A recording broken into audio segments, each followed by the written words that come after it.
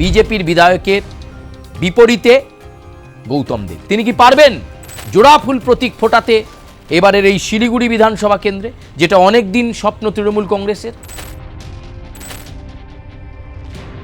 একদিকে সিপিআইএম, একদিকে ভারতীয় জনতা পার্টির শঙ্কর ঘোষ সিটিং এমএলএ আবার প্রার্থী, একদিকে গৌতম দেব কেন্দ্র বদল করে এবার বিধানসভা নির্বাচনের লড়াইয়ে শিলিগুড়িতে। বিরোধী নেতা হিসাবে, সিপিআইএমের নেতা হিসাবে তিনি এখনও শিলিগুড়িতে লড়াই দিচ্ছেন, সেটা প্রমাণ করলেন 2016 বিধানসভা নির্বাচনে অশোক ভট্টাচার্য।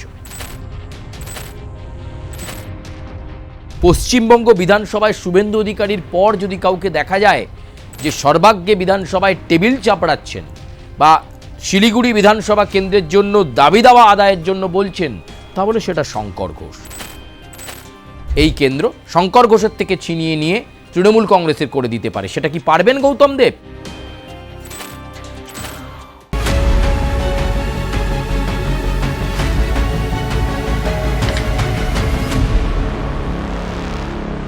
নমস্কার, আমি সুচারু, আপনাদেরকে স্বাগত জানাই ভোটের হাওয়ায়। আর ভোটের হাওয়ায় এতদিন ধরে আমরা দক্ষিণবঙ্গের বিভিন্ন কেন্দ্রের উত্তাপ দেখছিলাম, এবার আবার একটু ভোটের হাওয়াতে আমরা উত্তাপটা বুঝতে চলে যাব উত্তরবঙ্গে। যখন আমরা ভোটের হাওয়ার প্রতিবেদন শুরু করেছিলাম তখন কোচবিহার দক্ষিণ দিয়ে শুরু করেছিলাম, তারপর আস্তে আস্তে দক্ষিণবঙ্গের বিভিন্ন প্রান্ত, কলকাতার বেশ কয়েকটি কেন্দ্র আপনাদেরকে দেখিয়েছি, আভাস দেওয়ার চেষ্টা করেছি। আজকে আমরা পৌঁছে যাব শিলিগুড়ি বিধানসভা কেন্দ্রতে। ভোটের হাওয়ার উত্তাপটা কেমন? কারণ এই মুহূর্তে প্রার্থীরা প্রচার করছেন, হাতজোড় করছেন ভোটারদের কাছে, মা একটু দেখবেন, দাদা একটু দেখবেন, প্রতিশ্রুতি চলছে। ভোটে জিতে আসলে এটা হবে, ভোটে জিতলেই এটা করে দেব। আর সাধারণ মানুষ তার জাজমেন্ট করবেন, হয় 23 এপ্রিল নতুবা 29 এপ্রিল, আর ফলাফলটা জানা যাবে 4 মে। বাংলার ভোটকে নিয়ে এই মুহূর্তে আলোচনা সর্বাগ্রে।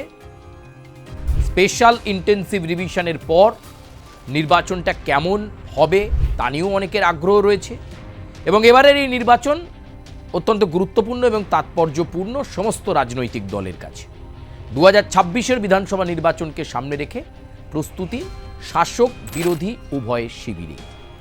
শিলিগুড়ির বিধানসভা কেন্দ্র আলোচনা করতে গেলেই মনে পড়ে যায়, এই শিলিগুড়ি বিধানসভা ছিল একটা সময় বামেদের দুর্গ। আর বামেদের দুর্গ বলতেই যার কথা মনে পড়ে যায় তিনি শিলিগুড়ির প্রাক্তন মেয়র, এই শিলিগুড়ি বিধানসভা কেন্দ্রের প্রাক্তন বিধায়ক অশোক ভট্টাচার্য। মানে শিলিগুড়ি বলতেই মনে পড়ে যায় এই ছবিটা, অশোক ভট্টাচার্য। তিনি সিপিএমের কাছে তো বটেই, মানে তৃণমূল, বিজেপি সবার কাছে একই রকমভাবে সমাদৃত। সেই অশোক ভট্টাচার্য একটা সময় এই শিলিগুড়ি বিধানসভা কেন্দ্রের মেয়র ছিলেন। পরবর্তীকালে রাজ্যে পরিবর্তন, তারপরেও অনেক সময় তিনি ধরে রাখার চেষ্টা করেছেন, কিন্তু এই যে তৃণমূল কংগ্রেসের একটা ঝড়, শেষমেশ শিলিগুড়ির সংগঠনে একটা ছেদ পড়ে, এবং সেভাবে পরবর্তীকালে শিলিগুড়িতে বলবার মতো জায়গা কিন্তু আর সিপিআইএম বা বামপন্থীরা তৈরি করতে পারেননি। আজকে অশোক ভট্টাচার্যের কথা হচ্ছে, তাই শিলিগুড়ি বিধানসভা কেন্দ্র নিয়ে কথা বললে অশোক ভট্টাচার্যকে বাদ দিয়ে কথা হয় না। সেই অশোক ভট্টাচার্য, তার সংগঠন এবং অবশ্যই সিপিআইএম শিলিগুড়ি বিধানসভা কেন্দ্রের ভোটে একটা ফ্যাক্টর। আবার এটাও ঠিক, এই শিলিগুড়ি কেন্দ্র গত 5 বছর আগে চলে গেছে ভারতীয় জনতা পার্টির দখলে। শিলিগুড়ি কেন্দ্র জয়লাভ করেছেন শঙ্কর ঘোষ, বিধায়ক হিসেবে 5 বছর কাজ করেছেন, তার হিসেব নিকেশ হবে। কারণ ভারতীয় জনতা পার্টি আবার শঙ্কর ঘোষকে টিকিট দিয়েছে, ফলে অত্যন্ত তাৎপর্যপূর্ণ। তার মানে ভারতীয় জনতা পার্টি শঙ্কর ঘোষের ওপর আস্থা রেখেছে। পশ্চিমবঙ্গ বিধানসভায় শুভেন্দু অধিকারীর পর যদি কাউকে দেখা যায় যে সর্বাগ্রে বিধানসভায় টেবিল চাপড়াচ্ছেন বা শিলিগুড়ি বিধানসভা কেন্দ্রের জন্য দাবি দাওয়া আদায়ের জন্য বলছেন, তাহলে সেটা শঙ্কর ঘোষ। যেহেতু একটা সময় বাম রাজনীতি তার বেশ, তাই তার রাজনীতি করার ধরনটা একেবারে অন্যরকম। কারণ তিনি বাম থেকে রাম হয়েছিলেন, অর্থাৎ সিপিএম থেকে বিজেপিতে এসেছিলেন। তাই শঙ্কর ঘোষ একটা ফ্যাক্টর। আবার এই কেন্দ্রে লড়াইটাকে আরও চিত্তাকর্ষক করে দিয়েছেন, একটা সময় তিনি ডাবগ্রাম ফুলবাড়ির বিধায়ক ছিলেন, রাজ্যের মন্ত্রী ছিলেন, কিন্তু এবার বিধানসভা নির্বাচনের অনেক আগেই গৌতম দেব বলে দিয়েছিলেন ডাবগ্রাম ফুলবাড়িতে তিনি আর লড়বেন। যদি দল তাকে বিধানসভা নির্বাচনে টিকিট দেয় তাহলে তিনি শিলিগুড়ি বিধানসভা কেন্দ্র থেকে লড়বেন। দল তাকে টিকিট দিয়েছে, নিরাশ করেনি। মমতা বন্দ্যোপাধ্যায়, অভিষেক বন্দ্যোপাধ্যায় তাকে টিকিট দিয়েছে শিলিগুড়ি বিধানসভা কেন্দ্র থেকে। শঙ্কর ঘোষের বিপরীতে তৃণমূল কংগ্রেসের প্রার্থী, রাজ্যের প্রাক্তন মন্ত্রী, উত্তরবঙ্গের তৃণমূল কংগ্রেসের প্রথম সারির নেতা গৌতম দেব। তাই গৌতম দেবকে নিয়ে অবশ্যই আলোচনার দরকার আছে। এই কেন্দ্রটা এই মুহূর্তে একটা চিত্তাকর্ষক লড়াইয়ে দাঁড়িয়ে রয়েছে। একদিকে সিপিআইএম, একদিকে ভারতীয় জনতা পার্টির শঙ্কর ঘোষ সিটিং এমএলএ আবার প্রার্থী, একদিকে গৌতম দেব কেন্দ্র বদল করে এবার বিধানসভা নির্বাচনের লড়াইয়ে শিলিগুড়িতে। কে কোথায় দাঁড়িয়ে আজকে ভোটের হাওয়াতে, চলুন আমরা একটু খুঁজে দেখি স্ট্র্যাটেজিক্যালি ভোট শতাংশের বিচারে যোগ বিয়োগ গুণ ভাগ করলে কে কোথায় অ্যাডভান্টেজ, কে কোথায় এগিয়ে রয়েছে, কে কোথায় পিছিয়ে রয়েছে, এবং অতীতের বা সাম্প্রতিকতম সময় নির্বাচনের অঙ্কে কে কোথায় দাঁড়িয়ে রয়েছে। চলুন আজকের পরবর্তী স্লাইডে আমরা যাই। শিলিগুড়ি বিধানসভা কেন্দ্র 2011 সালে বাম দুর্গে ফাটল ধরলেও 11 সালেই কিন্তু পরিবর্তনটা ঘটে গিয়েছিল গোটা রাজ্যে। তৃণমূল কংগ্রেসের সরকার আসে, 34 বছরের বামফ্রন্ট সরকারের পতন ঘটে, কিন্তু সেই পতন ঘটলেও 2016 সালের বিধানসভা নির্বাচনেও অশোক ভট্টাচার্য নির্বাচিত হয়েছিলেন। এই কথাটাই আমরা প্রতিবেদনের শুরুতে বলার চেষ্টা করছিলাম যে গোটা রাজ্য জুড়ে পরিবর্তনের হাওয়া। 11 থেকে 16 আবার একটা 5 বছরের পর্যায়ে তৃণমূল কংগ্রেস দাপটের সঙ্গে সরকার চালালো, কিন্তু তার মধ্যে 2016 সালেও অশোক ভট্টাচার্য বামফ্রন্ট মনোনীত সিপিআইএম প্রার্থী হিসাবে জয়লাভ করলেন, আবার এমএলএ হলেন, বিধানসভায় গেলেন। এটাই অশোক ভট্টাচার্য, এটাই উত্তরবঙ্গের সিপিএম। কিন্তু পরবর্তীকালে সেটা তারা ধরে রাখতে পারলেন না, সেটাই আজকে বলবো। 2021 সালে কিন্তু এই কেন্দ্র বামেদের থেকে হাতছাড়া হয়ে গেল, সিপিআইএমের থেকে হাতছাড়া হয়ে গেল। এই আসন জিতে নিল বাম থেকে বিজেপিতে যোগ দেওয়া কে? শঙ্কর ঘোষ। এই শঙ্কর ঘোষ কিন্তু একটা সময় অশোক ভট্টাচার্যের একেবারে ডান হাত ছিলেন বলা যেতে পারে। অশোক ভট্টাচার্যের হাতে তৈরি বলা যেতে পারে শঙ্কর ঘোষ। সেই শঙ্কর ঘোষ ভারতীয় জনতা পার্টির প্রতীক পদ্মফুলে দাঁড়িয়ে শুধু দাঁড়ালেন না, শিলিগুড়িতে নির্বাচিত হলেন। 2021-এ শিলিগুড়ি থেকে নির্বাচিত হয়ে বিধানসভায় বিজেপির বিধায়ক হিসাবে জায়গা করে নিলেন। 77 জন বিধায়কের মধ্যে তিনিও একজন, তিনি শঙ্কর ঘোষ। কিছু তো তার মধ্যে আছে, মানুষ তাকে বিশ্বাস করে, না হলে তো তিনি আর নির্বাচিত হতেন না। চলুন তার পরবর্তী স্লাইডে যাই। 2016 বিধানসভা নির্বাচন, তখনও কিন্তু অশোক ভট্টাচার্য তৃণমূলের সঙ্গেও লড়াই করছে, বিজেপির সঙ্গেও লড়াই করছে। সেবার বাম কংগ্রেস ভোট পেল 46.36%, টিএমসি পেল, তৃণমূল কংগ্রেস পেল 38.01%। বিজেপি কিন্তু তখনও অতটা মাথা চাড়া দিয়ে ওঠেনি 2016 বিধানসভা নির্বাচনের সময়, মানে যে সময় আবার অশোক ভট্টাচার্য নির্বাচিত হচ্ছে। 11.46% ভারতীয় জনতা পার্টি, এমন কিছু বলার মতো নয়। অন্যান্যরা পেল 4.17%। বাম কংগ্রেস জোটের ব্যবধান, জয়ের ব্যবধান ছিল 14,072 ভোটে জিতলেন অশোক ভট্টাচার্য।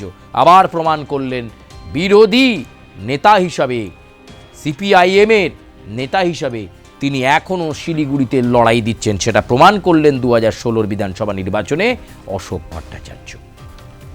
মানুষের ভোটে নির্বাচিত হয়ে বিধানসভায় এলেন অশোক ভট্টাচার্য, কিন্তু সেটাই বোধহয় তার শেষ আশা ছিল বিধানসভাতে। তখনও তিনি জানতেন না 2021-এর বিধানসভা নির্বাচনে কি হতে চলেছে। চলুন 21-এর বিধানসভা নির্বাচনে ঠিক কি হলো। 21-এর বিধানসভা নির্বাচনে যাওয়ার আগে আমরা একটু 2019-এর লোকসভা নির্বাচনটায় নজর রাখব। 2019-এর লোকসভা নির্বাচন, বিধানসভা ভিত্তিক ফলাফল, শিলিগুড়ি বিধানসভা। শিলিগুড়ি বিধানসভাতে কি হলো চলুন এখান থেকেই বোধহয় অশোক ভট্টাচার্য আন্দাজও করতে পারছিলেন যে কি হতে চলেছে 2021-এ। 2016-এ 14,000-এরও বেশি ভোটে অশোক ভট্টাচার্য জিতলেন, সিপিআইএমের এমএলএ হলেন। কিন্তু দেখা গেল 2019-এর লোকসভা নির্বাচনে শিলিগুড়ি বিধানসভায় বিজেপি হঠাৎ করে, যাদের 11-12% ভোট ছিল, বিজেপি লিড নিল উত্তরবঙ্গের এই আসনে শিলিগুড়িতে, এবং সেখানে তাদের প্রাপ্ত ভোট 61.71। 61.71% ভোট পেল ভারতীয় জনতা পার্টি শিলিগুড়িতে। মানে কখনো এরকম লিড পায়নি ভারতীয় জনতা পার্টি, এতটা লিড পেল তারা, 61.71। তৃণমূলের প্রাপ্ত ভোট 23.28%, কংগ্রেস পেল 3.89%, বামফ্রন্ট পেল 8.16%, অন্যান্যরা পেল 2.96%। বিজেপির লিড হল 65,486। 65,486 ভোট নিয়ে শিলিগুড়ি বিধানসভা কেন্দ্র থেকে বিজেপির লিড নিল 2019-এর লোকসভা নির্বাচনে শিলিগুড়ি বিধানসভা কেন্দ্রে। অশোক ভট্টাচার্য বুঝে গিয়েছিলেন বাম ভোট রামে চলে গেছে। বাম ভোট রামে চলে যাওয়ার কারণে চোঁচো করে বিজেপি 11-12% থেকে 50%, 60% ছাড়িয়ে 61.71% প্রাপ্ত ভোট পেল। তখনই বিজেপি বুঝে গেল উত্তরবঙ্গে ভারতীয় জনতা পার্টির সংগঠন শক্তপোক্ত হয়েছে, আরেকটু খাটলেই 2021-এর বিধানসভা নির্বাচনে পাল্টে দেওয়া যাবে। আর ঠিক কী হলো চলুন দেখি। এলো 2021-এর বিধানসভা নির্বাচন। কাঙ্ক্ষিতভাবেই ভারতীয় জনতা পার্টি 50.03% ভোট পেল, অর্থাৎ শঙ্কর ঘোষ এবারে কার্যত 50.03% ভোট পেলেন। দল পরিবর্তন করেছেন তিনি, বিজেপি টিকিট দিল শঙ্কর ঘোষকে। শঙ্কর ঘোষ 50.03% ভোট পেলেন। ভারতীয় জনতা পার্টি, তৃণমূল কংগ্রেস পেল 30.11%, বামেরা নেমে গেল, বাম কংগ্রেস জোট নেমে গেল 16.14%, অন্যান্যরা পেল 3.72%। তৃণমূলের জয়ের ব্যবধান কিন্তু এখানে ছিল না। এই 2021-এর বিধানসভা নির্বাচনেও কিন্তু তৃণমূল শায়েস্তা করতে পারল না, তৃণমূল পারল না। সেখানে জয়লাভ করল ভারতীয় জনতা পার্টি, জয়লাভ করল বিজেপি। ব্যাপক ভোটের ব্যবধানে শঙ্কর ঘোষ জয়লাভ করলেন এবং বিজেপির একটি গুরুত্বপূর্ণ নেতা হিসাবে, গুরুত্বপূর্ণ বিধায়ক হিসাবে ঢুকে পড়লেন বিধানসভায়। অশোক ভট্টাচার্যের একান্ত আস্থাভাজন ছিলেন শঙ্কর ঘোষ। সিপিআইএম ত্যাগ করেন, একেবারে বাম থেকে রামে এসে গিয়েছিলেন, টিকিট দিল তাকে দল, জিতেও গেলেন এবং বাম ভোট সুইফট করে আবারও সেই রামেই ছিল। এবং 2021-এর বিধানসভা নির্বাচনে এই কেন্দ্র সিপিএমের হাতছাড়া হয়ে গেল, গেরুয়া হয়ে গেল, ভারতীয় জনতা পার্টির হয়ে গেল। 2024-এর আবার পর্বটায় আমরা যাব, অবশ্যই যাব। 2024-এর লোকসভা নির্বাচনে শিলিগুড়ি বিধানসভা ভিত্তিক ফলাফল, বিজেপি কিন্তু সেই লিডের জায়গাটা ধরে রাখলো। অর্থাৎ শঙ্কর ঘোষ যে কাজ করছেন লোকসভা নির্বাচনে, তো খানিকটা বোঝা যায় যে বিধায়করা কেমন কাজ করছেন। ওই 7টা থেকে 8টা বিধানসভা মিলিয়ে একটা লোকসভা কেন্দ্র হয়। তা এইটা দার্জিলিং লোকসভা কেন্দ্রের অন্তর্গত, দার্জিলিং লোকসভা কেন্দ্রের অন্তর্গত শিলিগুড়ি বিধানসভা। সেই শিলিগুড়ি বিধানসভাতে বিজেপি ভোট পেল 63.90%, তৃণমূল 27.08%, বাম কংগ্রেস আবার সেই তলানিতে 5.99, অন্যান্যরা 3.03। বিজেপি লিড নিল 66,009 ভোটে। দার্জিলিং লোকসভা কেন্দ্রের অন্তর্গত, আপনারা জানেন যে দার্জিলিং কেন্দ্রটি বিজেপির নির্বাচিত কেন্দ্র, বিজেপির সাংসদ। আপনারা জানেন এই কেন্দ্র জয়ের পেছনে কিন্তু এই শিলিগুড়ি বিধানসভা কেন্দ্রের ফলাফলটা একটা গুরুত্বপূর্ণ ফ্যাক্টর। শিলিগুড়ি বিধানসভা কেন্দ্র থেকেই 66,000-এর ওপর লিড নিল বিজেপির প্রার্থী। তাহলে শঙ্কর ঘোষ যে এমএলএ হিসাবে বা বিধায়ক হিসাবে কাজ করেছিলেন তার প্রমাণ 2024-এ, কয়েক বছর পর, 21-এর পরেই 22, 23, 24-এর লোকসভা নির্বাচনে শিলিগুড়ির বিধানসভা ফলাফল ব্যাখ্যা করলেই দেখা যাচ্ছে যে জনতা পার্টি তার সংগঠন শক্তপোক্তই রেখে দিয়েছে, সেই শক্তপোক্তই কিন্তু রয়েছে এই মুহূর্তে। ফলে এটা বিজেপির কাছে অনেকটা একটা নিশ্চিত আসন বলা যেতে পারে। যদিও এই কেন্দ্রে লড়াই হবে মনে করছে তৃণমূল কংগ্রেস, তার কারণ গৌতম দেব উত্তরবঙ্গে তিনি একটা ফেস, তিনি একটা ফ্যাক্টর। একটা সময় ডাবগ্রাম ফুলবাড়িতে তিনি জিতেছিলেন, আবার ওই কেন্দ্রে তিনি হেরেওছেন। তাই ডাবগ্রাম ফুলবাড়িতে না লড়ে তিনি দলকে তার মনোভাব জানিয়েছিলেন। তৃণমূল ডাবগ্রাম ফুলবাড়িতে না দিয়ে শিলিগুড়িতে দাঁড় করিয়ে দিয়েছে গৌতম দেবকে। শঙ্কর ঘোষের মতো একটা ভালো বিজেপির বিধায়কের বিপরীতে গৌতম দেব, তিনি কি পারবেন জোড়া ফুল প্রতীক ফোটাতে এবারের এই শিলিগুড়ি বিধানসভা কেন্দ্রে, যেটা অনেক দিন স্বপ্ন তৃণমূল কংগ্রেসের? এই কেন্দ্রে তৃণমূল কংগ্রেসের প্রাপ্ত ভোট ওই 27-28% মধ্যেই ঘোরাফেরা করেছে। তিনি কি পারবেন? অবাঙালি ভোটের প্রায় সিংহভাগ বিজেপির ঝুলিতে আছে। অবাঙালি ভোটের সিংহভাগ বিজেপির ঝুলিতে আছে শিলিগুড়িতে। গৌতম দেব এই কেন্দ্রে দাঁড়ানোয় লড়াইটা জোর কদমে হবে বলে মনে করছেন বিশ্লেষকদের একটা অংশ। কিন্তু বিজেপির ভোট ব্যাংক এখানে প্রায় 62-63%। ফলে শঙ্কর ঘোষ অনেকটা ডিভিডেন্ড বা অক্সিজেনের জায়গায় রয়েছেন। কতটা গৌতম দেব লড়াই দিতে পারবেন সেটা একটা ফ্যাক্টর। শঙ্কর ঘোষ কাজ করেছেন বলেই তাকে এই জায়গায় বিজেপি আবার শিলিগুড়ি বিধানসভা কেন্দ্রে প্রার্থী করেছে। এখানে সিপিএম একটা ফ্যাক্টর হবে কিনা সেটা খুব গুরুত্বপূর্ণ। বামেরা যদি খুব ভালো ভোট কাটতে পারে, বামফ্রন্টের তরফে সিপিআইএম নাকি শরিক দলের কেউ দাঁড়াবে, যেই দাঁড়াক না কেন, সে যদি শিলিগুড়িতে সিপিআইএমে দাঁড়িয়েছে, ফলে যদি শিলিগুড়িতে সিপিআইএম ভোট কেটে নিতে পারে তাহলে তৃণমূল কংগ্রেসের লাভ, গৌতম দেবের লাভ। নচেত এই লড়াইয়ে কিন্তু গৌতম দেবকে অনেক কষ্ট পেতে হবে। তবু তৃণমূল মনে করছে গৌতম দেবী সঠিক প্রার্থী, যিনি শিলিগুড়ি বিধানসভা কেন্দ্রতে পদ্মর থেকে বা শঙ্করের থেকে ছিনিয়ে নিতে পারে এই কেন্দ্র, শঙ্কর ঘোষের থেকে ছিনিয়ে নিয়ে তৃণমূল কংগ্রেসের করে দিতে পারে। সেটা কি পারবেন গৌতম দেব?